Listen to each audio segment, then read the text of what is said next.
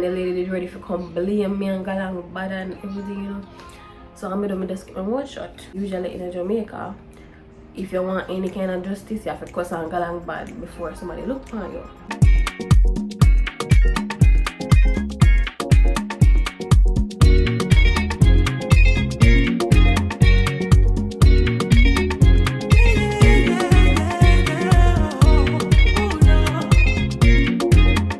How to have a successful work and travel experience, and basically this is based on my experience, so I have like a few points on how you can prevent certain things from happening that not supposed to happen, if you get what I mean.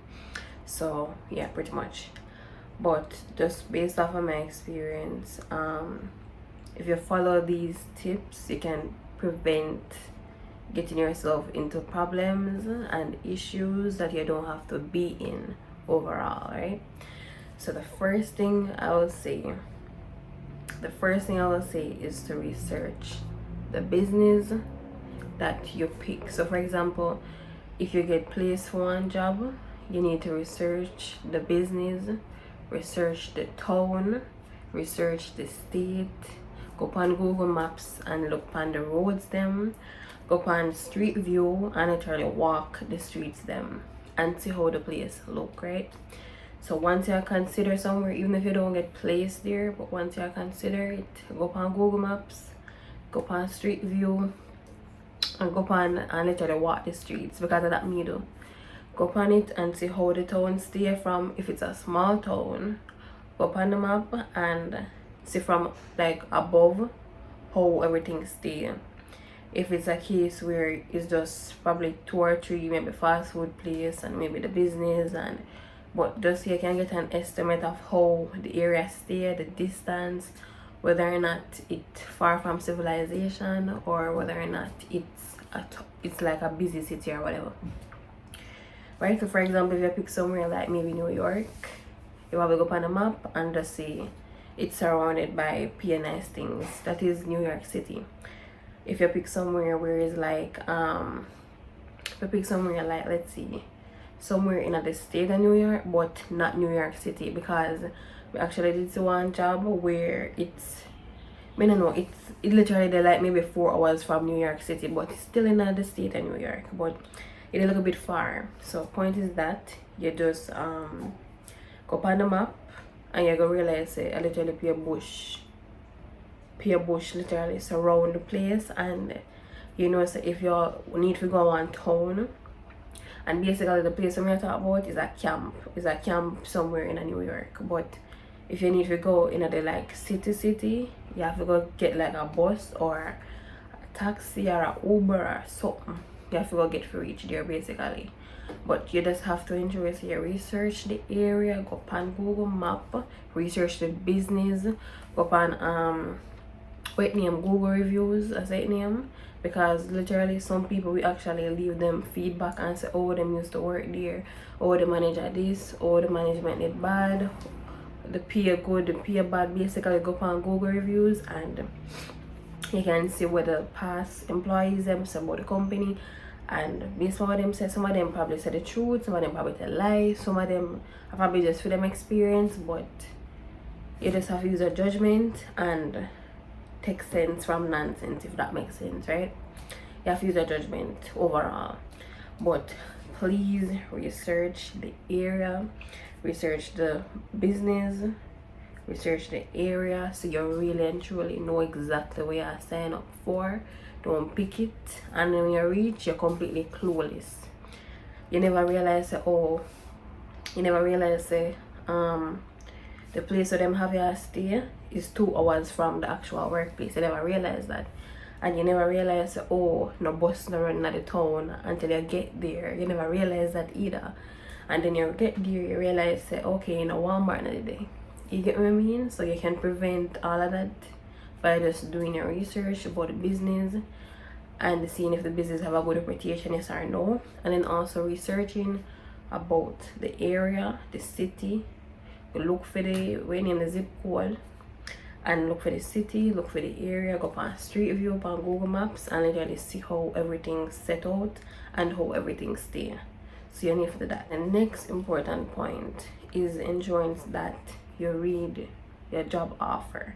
So you see when them put on the website, say, okay, them are gonna pay you this, them are gonna pay you that. When them tell you, say, oh, you're gonna live in a one little they probably usually them tell you exactly how the housing stays. So they might say, okay, it's a 3-bedroom, 5-bedroom, 2-bathroom. Point is, you need to read it to understand what I say, right? So if them says a 5-bedroom, 2-bathroom place, and they might say, okay, 2-person storeroom, or 3-person storeroom, or 4-person storeroom, or if it's, for example, like a big water park, they might do it like a dorm style housing where 4 people in one room. So you have to read it to realize exactly where I get into. Because if you know you don't like people, there's no way if you pick somewhere where you want 3 other people are gonna live in one room for 4 months. It's not gonna work out because you don't like people. So that is why it's important, say, you literally go back to research again. You go back to research and you go back to reading the job offer. Because everything outlined in it, the salary in there, whether or not them allow overtime, it's in there. The distance from work, it's in there. Whether or not them allow give a bicycle, it's in there. If them want a housing deposit, it's in there. How much for rent, it's in there. What else?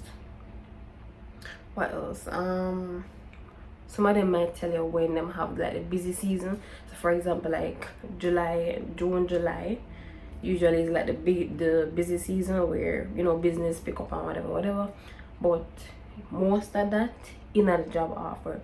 So my advice, read the job offer. Read it, and read it again 1 and 2 and 3 and 4 times. Read it again.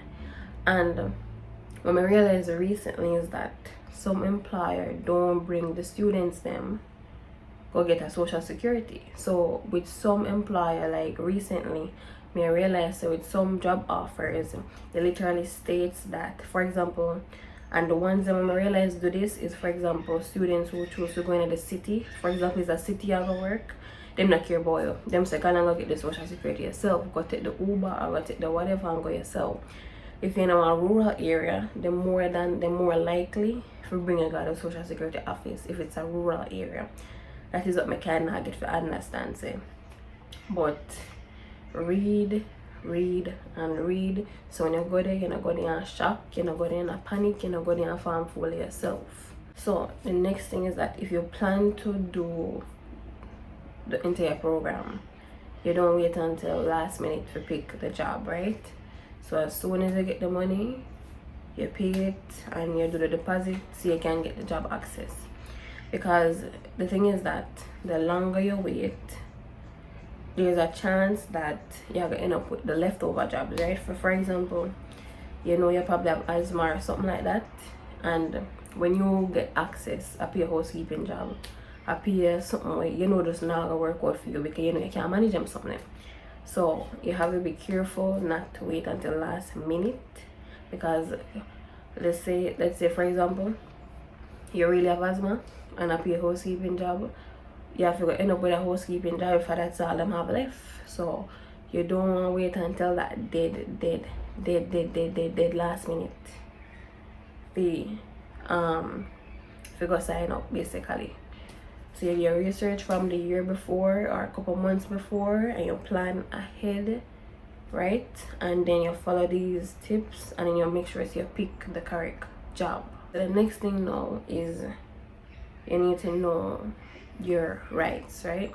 So honestly, when I go the first time, I not even did know so we have rights. Let's just be honest, I never did know so we even have rights. But you see when you got embassy and them if you get the visa, them give one little paper, one little pamphlet that says know your rights on it, right? So at the time I start to realize, okay, you have the right to fair pay and you have the right against discrimination and blah blah blah. So it's important, so you, when them give the pamphlet at the embassy, you read it and realize, okay, them not supposed to underpay you, them not supposed to discriminate against you, even if them think it in them head, them not supposed to show it, right? So it's important to know your rights. And you know, me come to realize is that it's the Jamaican people different from the people over there. Because what me come to realize is that yes, if them experience any kind of inconvenience, them open their mouth and talk, and them want compensation for it. In Jamaica, if you experience some kind of inconvenience, you probably go one side and cuss both and you leave it at that. But over there, them not go just leave it there. So them go complain, and when them complain, more than likely, based on what me see, 95% of the time, them will get some compensation. Because, for example, when we go this year, one girl did go here, and basically they did mash up her suitcase, and all she have to do is file one complaint, and them send her a new suitcase just like that. But the airline did mash it up, right? So now, even when I did here too, I did miss one of my flight them. I missed my flight because the other flight before it was delayed, right? So airline at fault, right? And all they have to do is go to them and explain to them, say, and tell them, say, for them fault, and I'm gonna put you up on the next flight. Them something them never used to, because usually in Jamaica, if you want any kind of justice, you have to cuss and galang bad before somebody look upon you. So it's like when you go over there, you realize that all you have to do is go to them and tell them, say, you know, you feel inconvenienced and you get compensation, just like that. Because even when me don't work during the summer, me see it happen firsthand, where it's a case where okay, people so like, right, well, let me think about a specific instance. Let's see, where for example, in the store, one lady did broke one bottle of wine, right, and them just make she go on. If that was Jamaica, she'd have to pay for that, right? She don't just get for walk out. And then there was a next situation where this man get an entire bottle of milk for free, like the manager just said, make him go on with it. It's like them not argue and them not go along bad over there like we.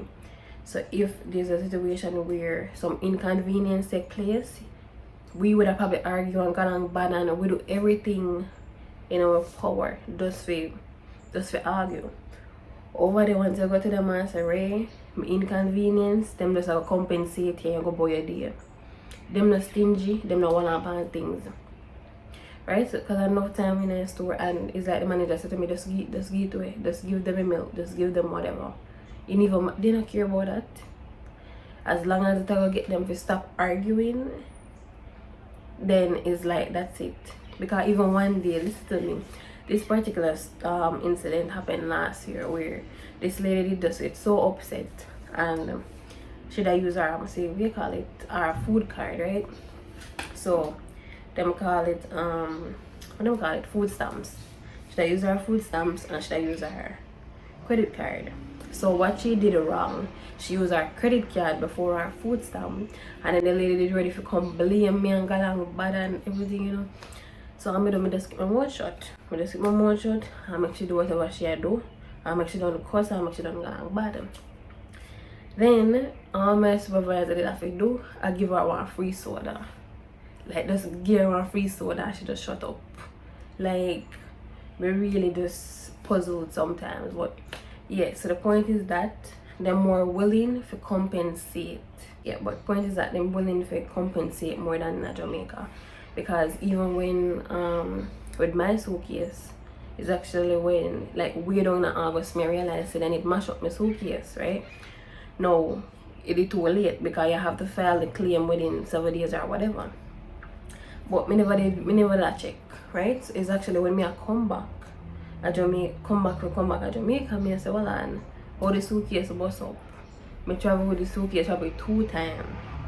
So the suitcase not supposed to look like this. So anyways, it is just too late. I come back to Jamaica, I that file one claim and say, okay, I didn't mash up the suitcase. But they tell me, say, you have to be in the US if you file the claim. So then me I say, okay, I should just pay attention and file it, whatever. But yeah, pretty much. Anyways, but they're more willing to compensate. So that is very important, so you know your rights. Because if you don't know your rights, people will literally walk all over you. They will if you don't know it. But pretty much, yeah, so just read the pamphlet paper and know your rights. So the next thing now, if you want to have like a successful program, you have to know exactly what you want out of it. So if it's a situation where you go on it just for fun, then that is your purpose. That is your purpose, that is your aim. You go on it to have fun, good. If it's not to have fun and if the goal is more like a financial, more financial, if it's more leaning to the financial side, then point is that you know your purpose. So know your purpose before you got here. If it's just to have fun and braff and spend money, then that is your purpose. If you're good, if you save a little, have fun at the same time, then that is your purpose. But ensure you know your purpose. So when you go there, you will think, basically you will think twice about where you eat. Because literally, me I tell you, me did shop. I shop at Dollar Tree in a week. So I buy body wash from Dollar Tree. But the point is that some of the stuff them the Dollar Tree really don't bad. Like, if you really look at it, like one nail clip, why am I go spend $3 for one nail clip when I can get it cheaper in a Dollar Tree, right? But the point is that Dollar Tree, think places like Dollar Tree, I did live in a Dollar Tree. I did live in there because it's cheaper, right? So why the same product in a Dollar Tree and it's in the store, which one may go buy? No, must the cheaper one. And it might say, oh, couple $2 or $3 don't make the difference, but best believe that $2 or $3 I will make the difference down the lane or whatever. So you just have to know your purpose. So you think twice about what you eat and you think twice about what you buy. Because best believe say the phone I made have last year. Best believe say me determined I not buy no phone until the phone mash up. I said I not buy none. I made it very, very serious. And it was exactly, I think, wait, hold on there. I think it was 1 week before my birthday. The phone dropped on the screen broke. I said, God, is like a sign, so I need to buy a new phone because the way I stay, if it not break, if it don't broken, I'm not gonna try to fix it, and I'm not gonna replace it. Once it will work and in a good condition, it will stay there. And then when the phone drop out of my hand, I usually drop the phone off, right? But that day the phone, and exactly 1 week before my birthday, I'm sit down and I say, God, I sign I need to buy a new phone because how convenient. Say the phone now have nothing wrong with it. And the phone just drop now. And the glass I come out of the phone screen. So I really look on it and say, how convenient. Like it's like a sign. And if somebody end up buying a new phone because me I say, okay, I must sign. Right? But me never buy that phone until way like probably the second to last week in August. Just to tell you how I did serious. Because I almost come back here with a broke up phone and I say I not buy none. But anyways, yeah. That's pretty much that point. Okay, so the last thing, if you want to have like a successful experience, you have to be open-minded. You have to be open-minded, non-judgmental, and also friendly with the people. Because honestly, that is just how the people stay. This is how the people stay. When you go there, one, me just mind my own business. That's the first thing. If you don't concern me, just don't concern me. That's the honest truth. So, mind your own business. As I said, be open-minded. You see I'm blind, your ear and deaf. If you're not concerned, you keep it moving. Simple. Keep it moving. Right? But overall, because, alright, let me tell you a story. So, what I did here in the summer, it's like, I meet one African-American and this African-American come to the store. I must say a white people place, you know. Come to the store in a one literal, we call it belly skin.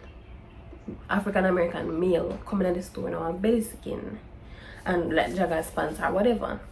Now, it was so awkward. It was awkward because I don't know how to process what me and say. But and it was the first time I see something crazy, and it definitely was not the last time I see something crazy over them. When him come in there, everybody starts scrub them face and me try remain neutral.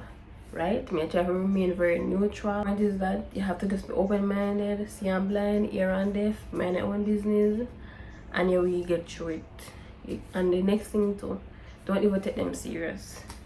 Don't take what them say seriously. Don't take anything them say seriously. Me just ear coming through one ears and it fly out through the next.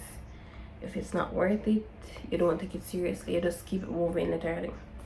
But yeah. But honestly, peer crazy something happen. Peer crazy stories. Peer crazy something. Peer crazy something happen. But point is not take them serious. Just don't take them serious. And overall, do the research before you go there. Make sure you read the job offer. Make sure you look on the pay, the housing, everything, the salary, how often they're gonna pay you. You don't wait until last minute to get the leftover job them. You basically know the rights them to fair pay, discrimination and blah blah blah. So you're not supposed to experience none of that. Meaning say when you go there, where alright for me now is like, unless it's not a big deal, me no make nothing bother me.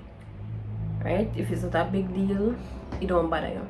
But if it's like somebody, for example, if me did it and let's say somebody just did feel very brave one day and walk up and say, oh, I probably call me the N-word, then would I probably have to report that, because that it would bother me still, you know. But once you can be so open with it, then you report it and then can potentially ban the person from coming back to the business, right? Because literally, even as a matter of fact, there was an incident where this man did come to a J1 student and basically him ask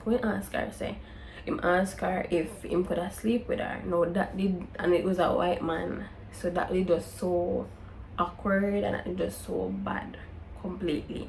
So basically she did report it.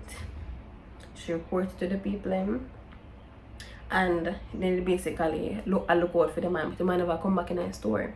But yeah, point is that some weird things are gonna happen. You just have to mentally prepare if you not take nothing seriously. You not take nothing seriously. I don't know, but as I say, you know exactly why you are good here. Overall, just be open-minded and just try to give them the benefit of the doubt. So when you see them do crazy things, you just see it, but you not see it at the same time. Because honestly, I feel do me see it, but me not see it. Me hear, but me not hear nothing. Me just keep it moving. Cannot bother me. Cannot bother me because some of them crazy. Some of them very crazy over there. Some of them very crazy. So yeah, pretty much. Essentially, that's basically like the wrap up or the summary of how you can have a successful work and travel experience, basically, if you follow the tips them and the advice, and just overall don't take them seriously. And once you do that, you should be fine.